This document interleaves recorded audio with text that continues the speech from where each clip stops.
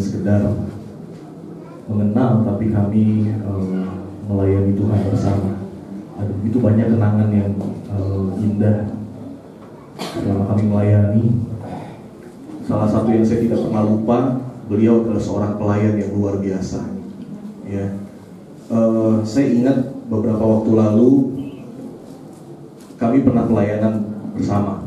Ya, di depan gereja GPD Bukit Hermon di Lewi Gajah, kalau Bapak Ibu tahu sering banjir. Ya, waktu itu saya ingat itu malam-malam jam jam 4, jam 5 sore itu banjir sampai sepinggang Bapak Ibu di depan gereja.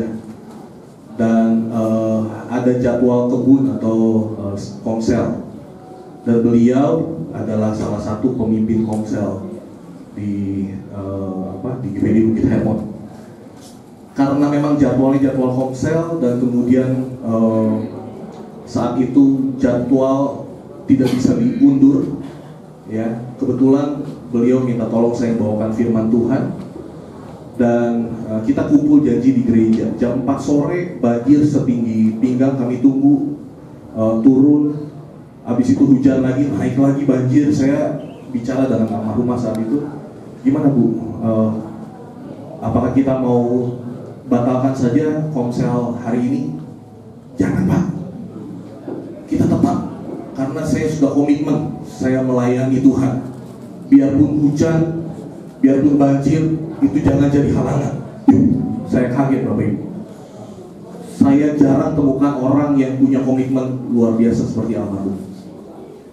Itu banjir, akhirnya turun, masih sepaha saya, mungkin kurang lebih 1 meter segitu. Kita lepas sepatu, saya, Ibu Yantini, ada satu lagi. Kita jalan tembus banjir Bapak Ibu, dari depan gereja. Jadi kami lepas sepatu, kami jalan, tangan kiri saya pegang Alkitab dibungkus plastik, tangan kanan saya dipegang pegang rantang makanan karena konsumsi buat komsel. Ibu Yantini juga sama, pegang Alkitab di sebelah kiri, pegang rantang makanan sebelah kanan. Kita jalan bareng, pelan-pelan, langkah demi langkah. Di tengah hujan, banjir, kami pakai jas hujan yang bolong, ya, jadi tetap kehujanan, basah kuyup, tapi kami bisa tiba dan komsel berjalan malam itu. Luar biasa. Saya punya beberapa pengalaman dengan almarhum melayani bersama. Setiap minggu bisa lihat senyumnya di gereja, asyik di gereja, luar biasa. Ya, dan saya juga kaget begitu mendengar almarhum meninggal dunia beberapa hari yang lalu. Di satu sisi saya berduka cita, dan saya sampaikan bela sungkawa saya pribadi, juga mewakili jemaat di GPD Bukit Hermon. Saya sampaikan bela sungkawa sedalam-dalamnya buat keluarga. Tapi sebelum jenazah dibawa, saya mau katakan di satu sisi saya bersuka cita, di satu sisi saya berbahagia. Kenapa? Karena saya tahu di sorga tempatnya jauh lebih baik dari di sini. Menurut Bapak Ibu, jauh lebih baik mana? Di sorga atau di bumi? Percaya bahwa almarhum sudah bersama dengan Tuhan di sorga. Bersedih, boleh bersedih. Saya lihat ada beberapa yang menangis, ibu menangis, beberapa menangis. Tapi saya mau beritahu, tempat di sorga jauh lebih baik. Di satu sisi kita boleh berduka, tapi di sisi lain, mari kita berbahagia. Sebab ada satu pahlawan iman masuk dalam kerajaan Allah, kekal bersama Tuhan di sorga. Saya akan bacakan ayat ini, Wahyu pasal 14 ayat 13, dikatakan begini. Dan aku mendengar suara dari sorga berkata, tuliskan, berbahagia orang-orang mati yang mati dalam Tuhan sejak sekarang ini. Sungguh, kata Allah, supaya mereka boleh beristirahat dari jerih lelah mereka, karena segala perbuatan mereka menyertai mereka. Ini suara dari sorga, katakan, berbahagialah orang yang mati di dalam Tuhan. Kedengarannya gak realistis, gak relevan. Kalau ada orang mati tapi kita suruh berbahagia, tapi begitulah firman Tuhan. Kenapa berbahagia? Singkat saja. Yang pertama, kita berbahagia karena Tuhan mati di kayu salib.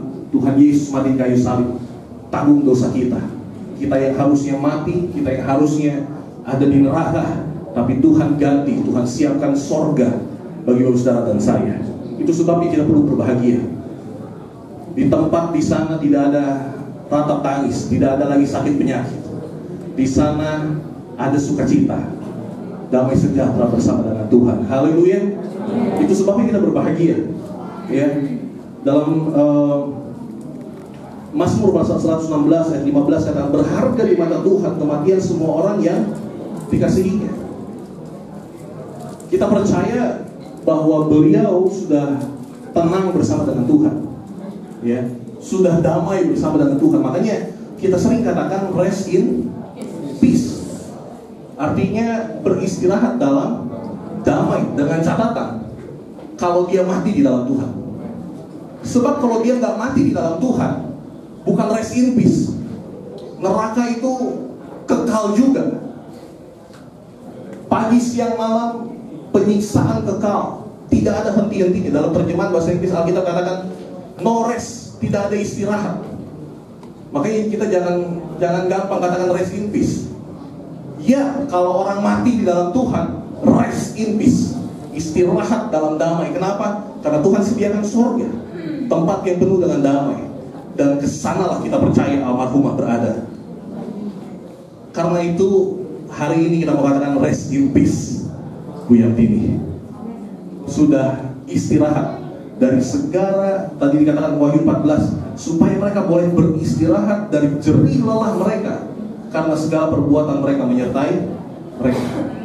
Kita percaya jerih lelah Bu Yantini sudah cukup di dunia ini.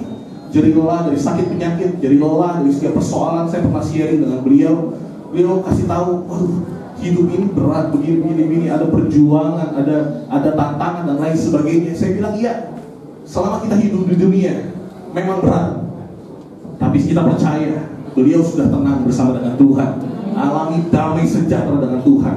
Karena itu saya memberitahu keluarga, kita boleh menangis, wajar kita menangis, manusiawi kalau kita berduka cita. Tapi saya mau katakan, jangan kita berduka cita berlarut-larut. Di balik duka cita kita punya pengharapan. Di balik duka cita kita ada kebahagiaan, ada sukacita, karena kita percaya almarhum sudah bersama dengan Tuhan. Suami dengan anak-anak, sama-sama kita teladani iman dari beliau. Lagu yang tadi dinyanyikan, saya request tadi, nyanyikan lagu Hidup Ini Adalah Kesempatan. Kenapa? Karena kalau lagu ini boleh personifikasikan, lagu ini boleh digambarkan, mungkin salah satu gambaran dari lagu ini adalah hidup beliau. Selama hidup ini masih ada, kesempatan itu masih ada, beliau pakai untuk melayani Tuhan. Mereka ini saksinya. Keluarga sama-sama menyaksikan bagaimana almarhumah selama hidup pakai kesempatan yang ada. Berapa banyak anak PPA yang begitu tahu almarhum meninggal, ibu yang meninggal, mereka nangis. Karena berapa banyak yang sudah ditabur dalam hidup mereka lewat hidup ibu yang Dan saya percaya apa yang ditabur tidak sia-sia. Hidup ini adalah kesempatan. Bapak ibu yang masih hidup, saya yang masih hidup, teladani hidup beliau. Pakai kesempatan untuk setia sampai akhir. Sebab orang yang setia sampai akhir, Tuhan sediakan mereka hidup yang kekal. Yang kedua, melayani selama masih ada kesempatan. Sebab waktu kita melayani Tuhan, saya nggak sempat waktunya untuk saya jelaskan. Tapi kalau kita melayani Tuhan, ada mahkota yang Tuhan sediakan di sorga. Dan kesanalah almarhumah pergi dan dapatkan mahkota yang kekal di sorga. Haleluya. Rumah di dunia boleh berapa kali berapa, terbatas. Tapi rumah di sorga, rumah yang megah, istana yang Tuhan sediakan buat almarhumah. Kesanalah dia ada hari ini. Dia sudah berbahagia dengan Tuhan. Saya tidak panjangkan firman Tuhan, tapi biar kita yang dengar firman Tuhan, kita lihat hidup almarhum selama hidup, teladani beliau. Dan saya percaya setiap kita akan akhiri hidup ini dengan baik. Haleluya. Sampai berjumpa nanti di sorga, Ibu Yantini.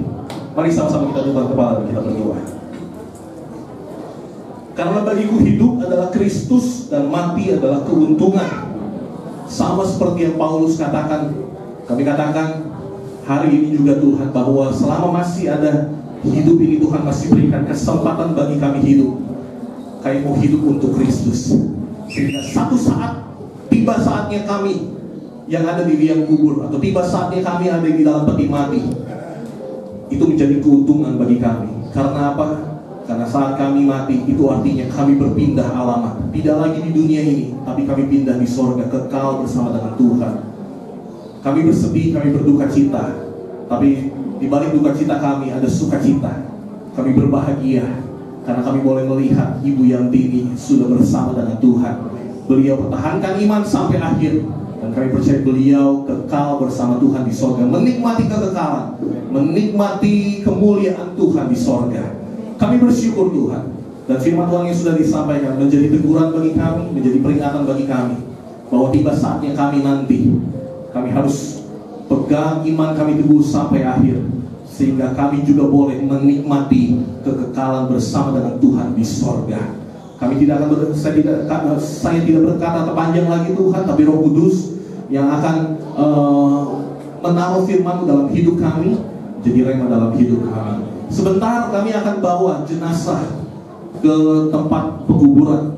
Kami percaya Tuhan akan menyertai kami di perjalanan, tibakan di tempat tujuan kami dengan selamat. Dan sebentar juga pintu peti ini akan ditutup, tapi kami percaya pintu sorga terbuka lebar buat almarhum. Kami percaya almarhum bersama dengan Tuhan di sorga. Yang tertinggal hanya tubuh jasmani, tapi roh kami, roh Ibu yang ini sudah bersama dengan Tuhan di sorga. Kami tidak lagi bersedih berlarut-larut, tapi kami mau taruh pengharapan kami di dalam Tuhan.